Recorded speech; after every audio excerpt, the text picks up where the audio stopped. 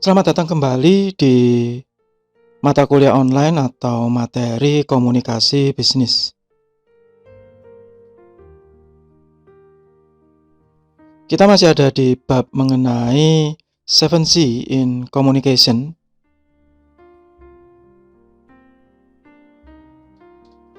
Bagian keempat. Bagi yang belum melihat video sebelumnya, silakan dicek di playlist.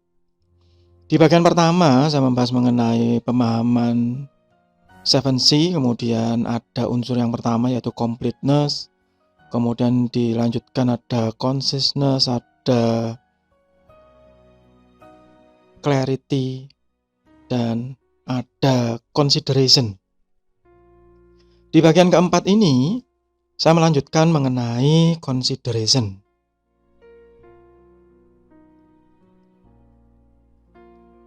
Atau pertimbangan ya. Jadi pada saat kita melakukan komunikasi, khususnya komunikasi bisnis, maka kita berfokus ke penggunaan diksi atau pemilihan kata. Focus on you instead of I and we. Jadi seakan-akan kita memberikan benefit kepada lawan bicara kita, kepada customer ataupun supplier ataupun orang-orang eksternal, jika itu orang eksternal. Jika kita berkomunikasi dengan orang internal, maka tampilkan bahwa apa yang kita komunikasikan itu seakan-akan memberikan keuntungan. Jadi seringkali ini bertentangan ya dengan jenis komunikasi yang ada di jurnalistik. Kalau di jurnalistik mungkin malah kebalik, ya. Jadi reverse gitu. Misalnya 5 fakta ini membuat Anda tercengang. Nomor 6 membuat itu clickbait ya biasanya, judul-judul begitu. Atau begini, 5 alasan untuk tidak membeli barang X. Ini yang sering ya di YouTube atau di koran begitu. Padahal sebenarnya di dalamnya adalah ajakan untuk membeli, jadi reverse. Nah, ini tidak bisa digunakan kalau untuk komunikasi bisnis. Kenapa? Karena bisa salah paham di depan. Kita malah menampilkan keuntungannya dulu, bukan kerugiannya.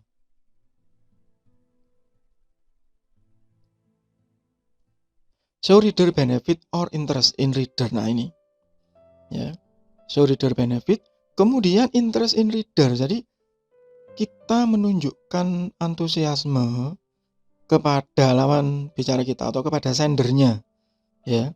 Jadi misalnya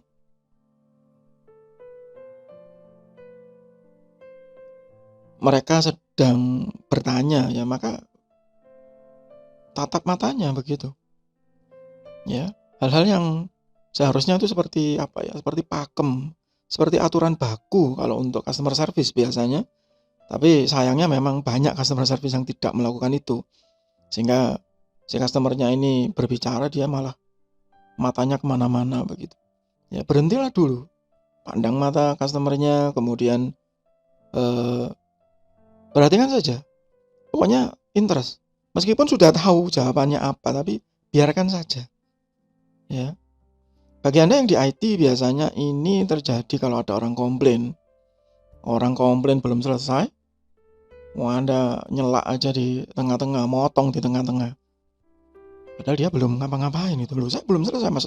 Akhirnya terjadi kesalahpahaman tadi. Itu consideration, pertimbangan. Emphasize positive pleasant fact. Nah ini yang tadi sudah saya sebutkan ya. Apply integrity and ethics. Ya meskipun itu menekankan kepada keuntungan ya, bukan berarti kita berbohong, tidak. Ya, contoh ini kalau yang sistem informasi ya, Anda selesai membuat aplikasi.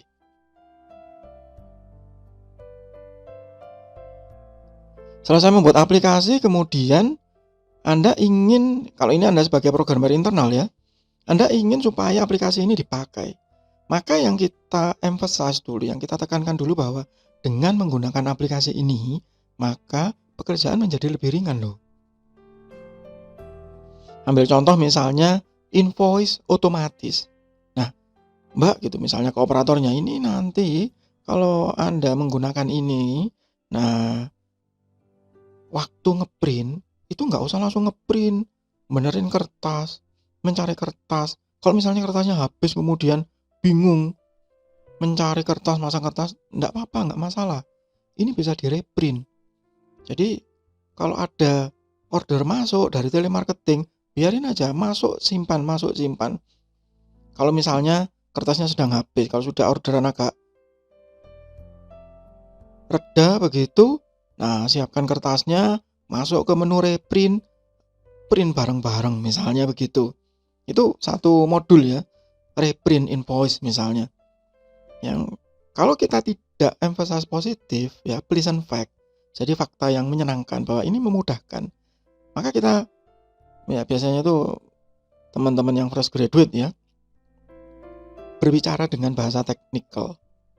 Mbak, ini ada modul reprint invoice.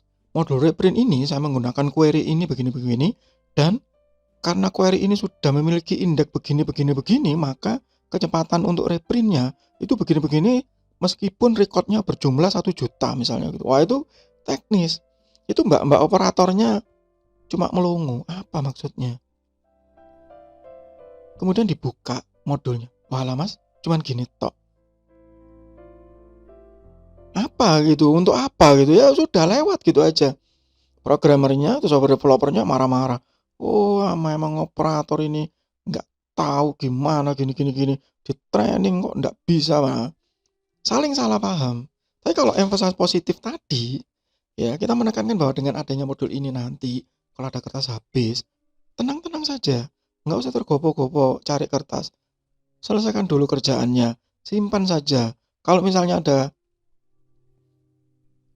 pop-up atau kotak dialog, apakah dicetak sekarang? Bilang aja tidak. Nanti kita bisa ngeprint lagi. Dan nanti di modul reprint ini bisa dideteksi mana yang sudah di print ya, mana yang sudah pernah dicetak dan mana yang belum pernah dicetak. Sehingga nggak usah mengingat-ingat nomor invoice. Nah, sudah itu cukup. Si mbak operator tadi nggak penting di balik aplikasi tadi menggunakan query apa, recordnya berapa, menggunakan indeks atau tidak, berapa speednya, menggunakan view atau tidak, terserah. Mereka nggak tahu kok. Itu emphasize positive pleasant fact, khususnya di komunikasi bisnis, khususnya bagi Anda yang ada di sistem informasi. Berikutnya adalah courtesy, atau saya menerjemahkan secara umum sopan santun, atau kalau bahasa yang lebih lebih sopan sekali itu adab ya. Courteous message help to strengthen present business friendship as well as make new friend. Kita di sini ruang lingkupnya bukan make new friend, bukan untuk hospitality, bukan untuk keramah tamahan, tapi ruang lingkup di materi ini adalah business friendship. Basa-basi, tapi basa-basi dalam lingkup bisnis, bukan basa-basi dalam lingkup pertemanan. Beda ya. Basa-basi dalam lingkup bisnis tidak perlu menanyakan pertanyaan-pertanyaan yang memang basi. Jadi misalnya, Bapak dulu lahir di mana gitu. Putranya berapa? Keluarganya bagaimana? Itu new friends. Hospitality, keramah tamahan, kita tidak. Ya. Kita ya dalam rangka komunikasi bisnis. Misalnya Anda jadi software developer, software house ya, datang ke customer gitu. Ya kita berbicara tentang keadaan lembaga atau perusahaan tersebut. Anda masuk, wah perusahaannya bagus Pak gitu. Tadi saya lewat di depan, itu terlihat disiplin ya security-nya dan ramah meskipun disiplin. Saya diantar loh sampai ke depan pintu sini. Mbak-mbak sekretaris yang di depan itu juga ramah-ramah. Saya disuruh nunggu dia, itu komunikasi bisnis. business friendship. Ya, jadi tidak membahas personal, ranah personal, tetapi membahas ke arah bisnis, ya, saling bertukar jasa begitu.